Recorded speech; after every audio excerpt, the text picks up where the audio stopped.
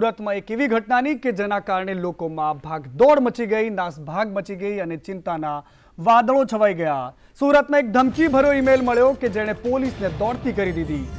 બળતા બપોરની એ વાત છે ને અચાનક જ પોલીસને એક માહિતી મળે છે કે એક મોલને ઉડાવી દેવા માટેની ધમકી મળી છે।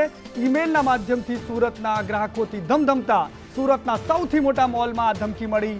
વીઆર મોલ નામ છે એનું અને બોમ્બથી ઉડાવી દેવાની ધમકી મળી। પોલીસ પહોંચી ગઈ અને એમાં લખ્યું હતું કે બચાવવા હોય એટલાને બચાવી લો, મોલમાં બ્લાસ્ટ કરવાનો છે, મોલને ઉડાવી દેવામાં આવશે। અને આ જ પ્રકારે જે માહિતી મળી ને પોલીસ દોડતી થઈ ગઈ। અચાનક જ જે લોકો હાજર હતા એમને સૌ કોઈને બહાર કાઢવામાં આવ્યા।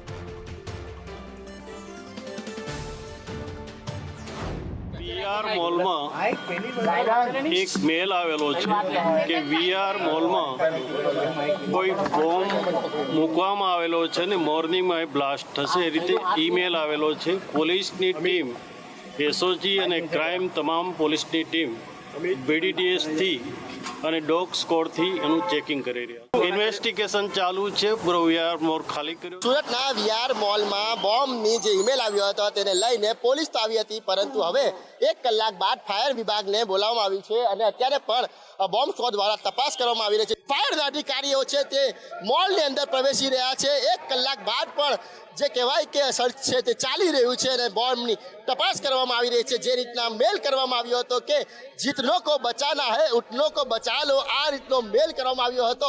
ભારતભરમાં 52 જગ્યા પર આ રીતના મેલ કરવામાં આવ્યો હતો। જે અને હવે વાત કરવી છે રાજ્યના સૌથી હોટ મુદ્દાની, કારણ કે હોટ મુદ્દો એટલો જ ગરમ છે જેટલી રાજ્યમાં ગરમી પડી રહી છે। રાજ્યમાં રૂપાલાના સામે ક્ષત્રિયો મેદાને પડ્યા છે, એમનો રોષ ચરમસીમાએ છે। પાટણમાં રૂપાલા સામે ક્ષત્રિયોએ રોષ જોવા મળ્યો। વસઈમાં પણ ચૂંટણી પ્રચાર માટે બેનરો લગાવી દીધા કે અહીંયા કોઈ આવવું નહીં। જંબુસરમાં પણ ક્ષત્રિય સમાજે લોકોને મામલતદારને આવેદનપત્ર આપ્યું। ધોરાજીમાં પણ આ જ પ્રકારની ઘટના સામે આવી। ભાજપના કાર્યકરો માટે કોઈએ ન પ્રવેશ કરવો, કોઈએ પ્રચાર માટે ના આવવું, આ પ્રકારની વાતો સાથેના બેનરો સાથેના લોકોના પ્રદર્શનના જે ભાગ રહ્યો। બીજી બાજુ તમામ સ્થળો પર, જો સુરેન્દ્રનગર હોય કે પછી અમદાવાદના ગ્રામ્ય વિસ્તારો હોય, તમામ સ્થળોએ એક જ પ્રકારની વાત સામે આવી રહી છે। જ્યાં જુઓ ત્યાં માત્ર ને માત્ર વિરોધ વિરોધ અને વિરોધ જોવા મળી રહ્યો છે।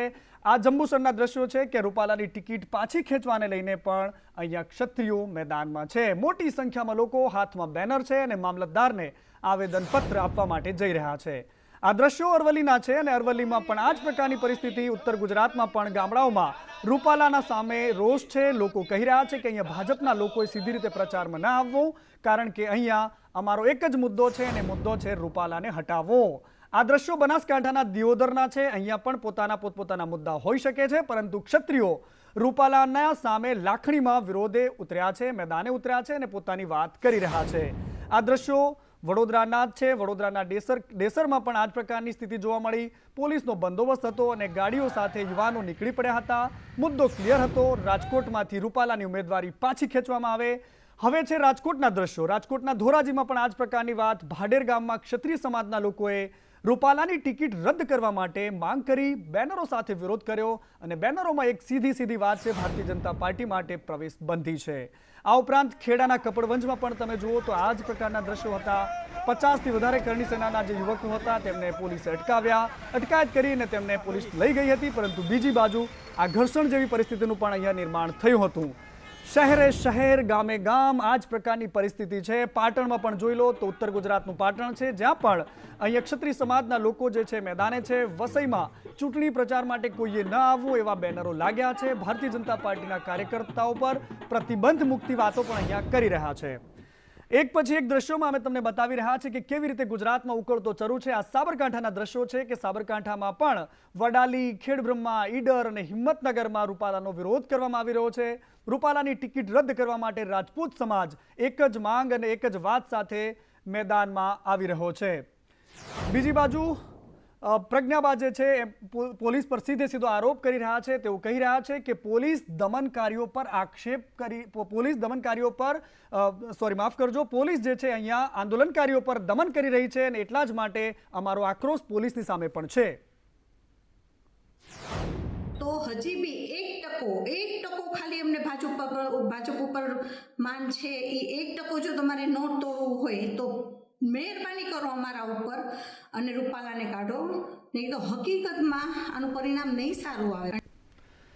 અને પહેલીવાર જામ સાહેબ પણ બોલ્યા છે રાજપૂત હજુ ભારતમાં છે તે તો હું બતાવી દેવું પડશે, કારણ કે શત્રુશીલ મહારાજે જે વાત કરી છે કે અયોગ્ય વાત બોલવાનો ગુનો કરે તેને સજા થવી જ જોઈએ. જે બહેનોએ હિંમત દર્શાવી છે તેમને ધન્યવાદ. શત્રુશીલજી આ વાત કરી છે. જોહરનો જે પ્રશ્ન ઉઠી રહ્યો છે તે બિલકુલ અનુપસ્થિત છે, કારણ કે આ પ્રકારની વાત કરવાનો કોઈ જ મતલબ નથી. લોકશાહીના ઢબે આપણે વિરોધ કરવો જોઈએ તેવી પણ એમણે વાત કરી છે. બીજી બાજુ રાજકોટના રાજવી માંધાતા સિંહે પણ પોતાનું નિવેદન આપ્યું છે. વાણી સ્વતંત્રતાનો સૌને અધિકાર છે, મન ફાવે એમ બોલી ન શકાય. અને આ પ્રકારની એમણે વાત કરી છે કે જાહેર જીવનમાં રહેલા વ્યક્તિઓએ ખાસ ધ્યાન આપવું જોઈએ, કારણ કે કોઈ વ્યક્તિ માટે આવી ટિપ્પણી કરવી તે માનવતાનું હનન છે. પણ કરી પૂજ્ય લાલ બાપુના શ્રી ચરણોમાં વંદન કરીને શ્રી પરસોત્તમભાઈ ક્ષમા યાચના સાથે આશીષ પ્રદાનની અપેક્ષા પણ દાખવી. એક ક્ષત્રિય અને રાજ પરિવારના એક સંતાન તરીકે મારી આપ સૌને,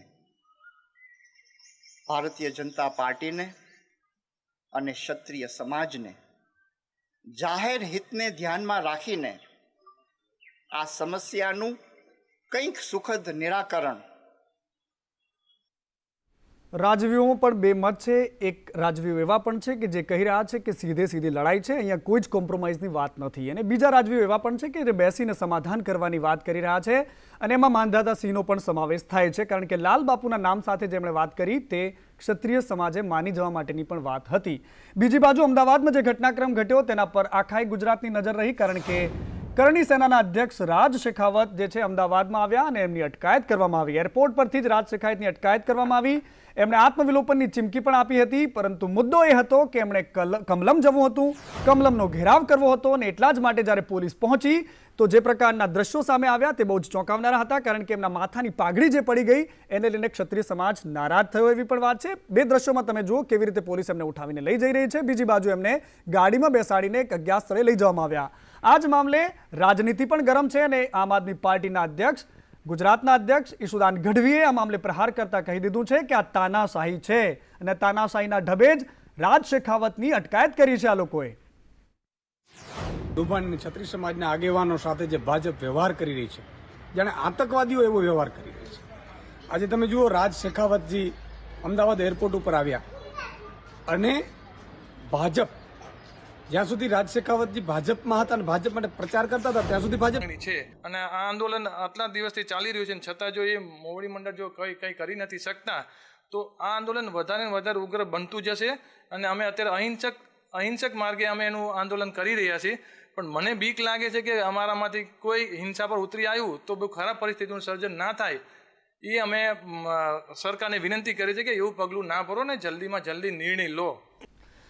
ક્ષત્રિયો કહી રહ્યા છે કે અહીંયા કોઈ જ સમાધાનની વાત નથી, સરકારે કોઈક નિર્ણય લેવો પડશે. પરંતુ ભારતીય જનતા પાર્ટીના નેતા કહી રહ્યા છે ક્ષમા વિરશે ભૂષણમ આ પ્રકારની વાતો થઈ રહી છે, પરંતુ મુદ્દો રાજકોટની બેઠકનો છે. અને આ જ બેઠક છે કે જ્યાં હવે કોંગ્રેસ પણ લાગ જોઈને લડવાની તૈયારીમાં છે.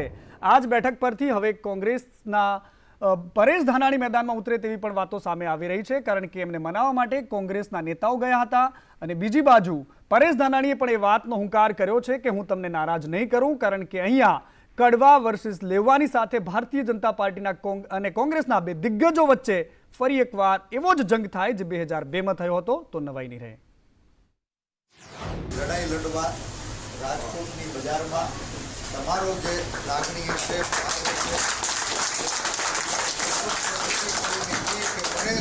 તારે રાજકોટના રણ મેદાનમાં સેનાપતિ બનીને લડવા જવાનું છે તો પણ પરેશ ધાનાણી તૈયાર છે અને મારું નેતૃત્વ અને આદેશ આપે પરેશ તારે રાજકોટના રણ મેદાનમાં એક કાર્યકર્તા બનીને સરહદે કાંડા કકડાવવાના છે તો પણ તમારો પરેશ પરેશભાઈની મને એમણે અગાઉ લાંબા સમય પહેલાં કહ્યું હતું કે મારી થોડી કૌટુંબિક જવાબદારીઓ અને કારણોસર હું અમરેલી કે ક્યાંય આ વખતે ચૂંટણી લડવા નથી માંગતો.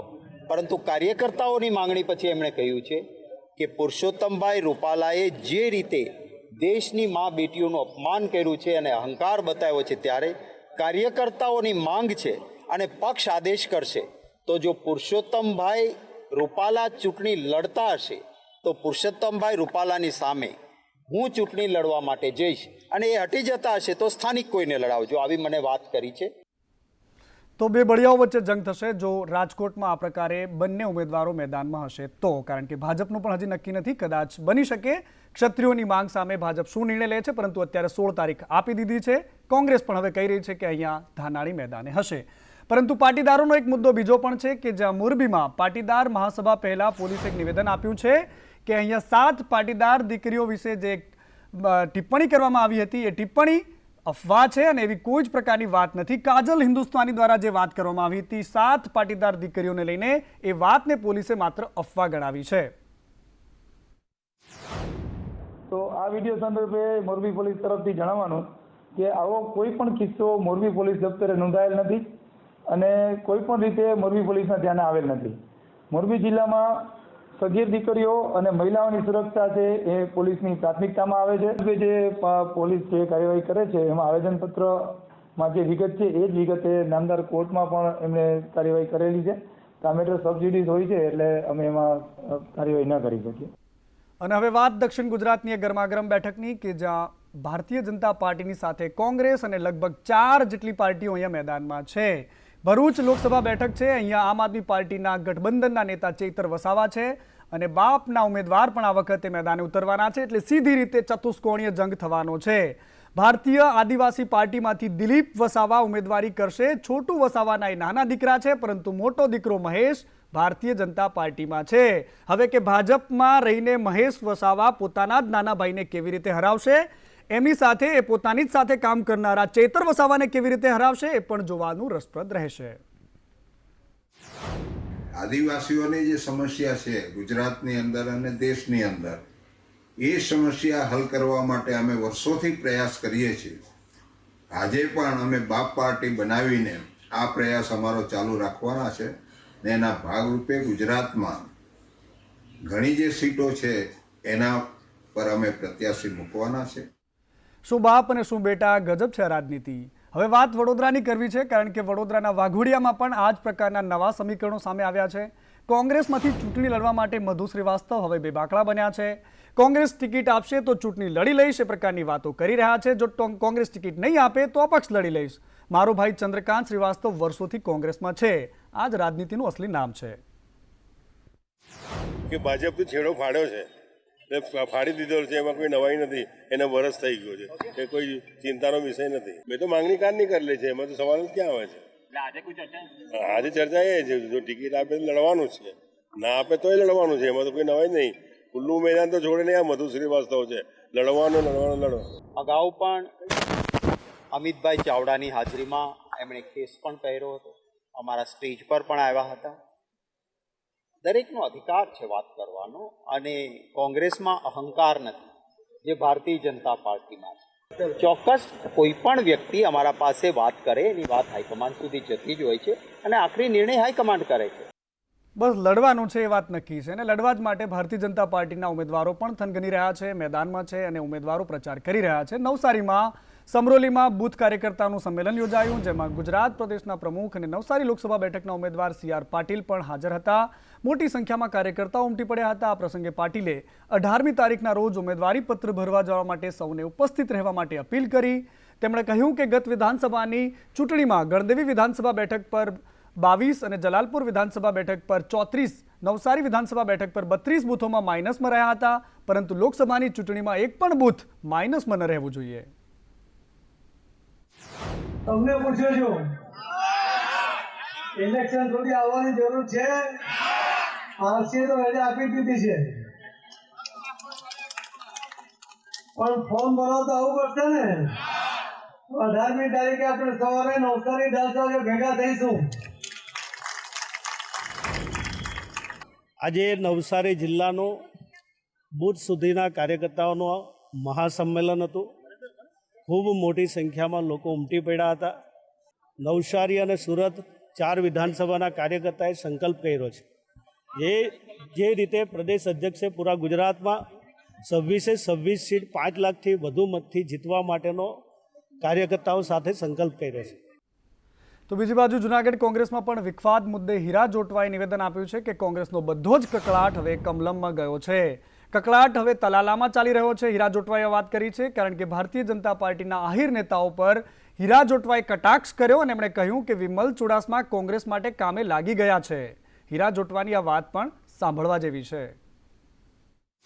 એ નાના મોટો પ્રશ્ન ક્યાંક પાર્ટીની હારે હોય. ગઈકાલે રાત્રે અમે 1 કલાક બેઠા છે, એ કામે લાગી ગયા છે. આપના મને કામે નથી લાગ્યા, વિમલભાઈ કામે લાગ્યા. કકડાટ તો અમે ઓયોગ્યો છે ભાજપના કમલમમાં, અને કકડાટ પણ ત્યાં ગયો, અને અહીંથી જે કકડાટ હતો એ પણ ત્યાં છે. એ પણ તાલાળામાં ક્યાંક ક્યાંક કકડાટ કરે છે. એ કકડાટ તો ત્યાં મોકલી દીધો. અમે અમારી પાસે કોઈ કકડાટ રહ્યો નથી. કકળાટ જતો રહ્યો તેવી વાતો કોંગ્રેસના નેતાઓ કરી રહ્યા છે, પરંતુ બીજી બાજુ વાત હવે વડોદરાની કરવી છે કે વડોદરામાં ગૌમાંસના સમોસા પર વેપારીઓએ વેપાર પર તવાઈ બોલાવવામાં આવી છે ને ત્યારબાદ વેપારીઓ મેદાનમાં આવ્યા છે. તંત્ર એક્શનમાં પણ આવ્યું છે. ન્યાય મંદિર વિસ્તારમાં આવેલી નોનવેજની જે સમોસાની દુકાનો છે ત્યાં દરોડા પાડવામાં આવ્યા. નોનવેજ સમોસાના સેમ્પલ લેવામાં આવ્યા. ગૌમાંસના સમોસાઓ મળતા મુસ્લિમ વેપારીઓએ આ માલિકનો વિરોધ કર્યો છે, જેના ત્યાંથી આ સમોસા વેચાતા હતા. વડોદરા શહેરમાં 90% મુસલમાન એના વિરોધ છે. હમણાંની વાત કરું છું, જ્યારે ગૌમાંસ પકડાયો ને એના પછી, કેમ કે ગૌમાંસ વડોદરામાં વેચાતું નથી ને અમે પણ ગૌમાંસ ખાતા નથી, બરાબર છે. બકરાનું ને મોટાનું મટન ખાઈએ છીએ, એ જેના પાસે લાયસન્સ છે એ કાપે છે, એનાથી અમે લાવીએ છીએ, બરાબર ને. અહીંયા પર જે છે ને અમે મોટાનું જ વાપરીએ છીએ, પાડાનું મટન. ગૌમાંસ તો કાપવાની જરૂરત જ નથી. સખતમાં સખત કાર્યવાહી કરવી જોઈએ જે ગૌમાંસ વેચે છે ને, કેમ કે કોઈની આસ્થાને ઠેસ પહોંચે ને એવું કામ ઇસ્લામે જ ના પાડી છે. ઇસ્લામે ના પાડી છે, પરંતુ આવા તત્વો જે છે તે પોલીસની આંખમાં ધૂળ નાખીને પણ આ પ્રકારની હરકતો કરી રહ્યા છે. બીજી હરકત એવી પણ છે કે જે તમારા સ્વાસ્થ્ય સાથે સીધી અસર કરે છે. વલસાડમાંથી ડુપ્લિકેટ તેલની ફેક્ટરી ઝડપાઈ છે. બ્રાન્ડેડ કંપનીના સ્ટીકર લગાવ્યા છે તેલના ડબ્બાઓ પર અને વેચાણ થઈ રહ્યું છે. પોલીસે માર્કેટમાંથી 3 થી 4 દુકાનોમાં દરોડા પાડ્યા. દુકાનોમાંથી મોટી માત્રામાં ડુપ્લિકેટ તેલનો જથ્થો ઝડપી પાડવામાં આવ્યો છે. ડીલર્સ છે જે વલસાડ સિટીમાં, એમના તરફથી અમને ઘણી બધી વાર જાણકારી મળી હતી કે કોઈક અમુક વેપારીઓ ડુપ્લિકેટ કરીને તેલ વેચે છે, જેથી કરીને આજે અમે વલસાડ જિલ્લા પોલીસની મદદથી આજે શાકભાજી વિસ્તાર જે વલસાડમાં આવેલ છે એમાં ઘણી બધી કરિયાણાની દુકાનમાં જઈને રેડ કરી અમે 100 થી 125 ડબ્બા ડુપ્લિકેટ તેલના પકડ્યા છે. અને આમાં એ લોકોની મોડસ ઓપરેન્ડી એવી હોય છે કે એ લોકો પામોલીન તેલના ડબ્બા એ સારા ડબ્બા મંગાવીને જે સસ્તું તેલ આવે અને એના સ્ટીકર કાઢીને બ્રાન્ડેડ કંપનીના સ્ટીકર લગાવીને વેચતા હોય છે. શું અસલી ને શું નકલી આપણને ખબર ન પડે એવી જ રીતે લોકો પીરસી રહ્યા છે અને આપણે ખાઈ પણ રહ્યા છે. તંત્ર રામ ભરોસે છે, કારણ કે આપણે તંત્ર સામે જોઈને બેઠા છે, પરંતુ ત્યાં જ્યારે ચકાસણી થાય, સેમ્પલ લેવાય અને પછી મહિનાઓ પછી ખબર પડે છે કે આ ખાવા જેવું હતું કે નહીં. બીજી બાજુ અમદાવાદમાં પાથરણાના વેપારીઓએ ઈચ્છા મૃત્યુની માંગ કરી છે. એએમસીના એસ્ટેટ વિભાગની હેરાનગતિથી વેપારીઓ કંટાળ્યા છે. પરેશાન થઈને એએમસીના કમિશનરને પત્ર લખ્યો છે અને રજૂઆત કરી છે કે 1 વર્ષથી એસ્ટેટના અધિકારીઓ અમને હેરાન કરે છે. રોજીરોટી ચાલુ રાખવા દો અથવા તો ઈચ્છા મૃત્યુની મંજૂરી આપો એ પ્રકારની માંગ કરી રહ્યા છે. કે હવામાન વિભાગે આગાહી કરી છે. ખાનગી એજન્સી સ્કાયમેટે આ વાત કરી છે. એમણે કહ્યું છે કે આ વખતે ચોમાસું કેવું રહેશે? સામાન્ય રહેવાનું છે. સામાન્યનો મતલબ છે કે સારું રહેશે. જૂનથી સપ્ટેમ્બર દરમિયાન 868.6 મીમી વરસાદ થવાની શક્યતા છે. આ ઉપરાંત દેશના દક્ષિણ, પશ્ચિમ અને ઉત્તર પશ્ચિમમાં સારા વરસાદની પણ આગાહી કરવામાં આવી છે. એટલે કે દેશના મોટાભાગના વિસ્તારો, જેમાં ગુજરાત સહિતના વિસ્તારોમાં સારો વરસાદ રહેશે. અને બીજી બાજુ આજથી ચૈત્રી નવરાત્રિનો પ્રારંભ થયો છે, ત્યારે પ્રથમ નોરતે આદ્યશક્તિના મંદિરોમાં ભારે ભીડ જોવા મળી. અમદાવાદમાં નગરદેવી ભદ્રકાલીના મંદિરે દર્શન કરવા માટે લોકો ઉમટ્યા. નગરદેવી ભદ્રકાલીના મંદિરે આજે વિશેષ શણગાર કરવામાં આવ્યો છે. આ ઉપરાંત સુરતના મંદિરમાં પણ વિશેષ પ્રવાહ જોવા મળ્યો. આ દ્રશ્યો છે અંબાજી, બહુચરાજી અને ખાસ કરીને અમદાવાદ અને સુરતના, કે જ્યાં માઈ ભક્તો દર્શન માટે ઉમટી પડ્યા હતા.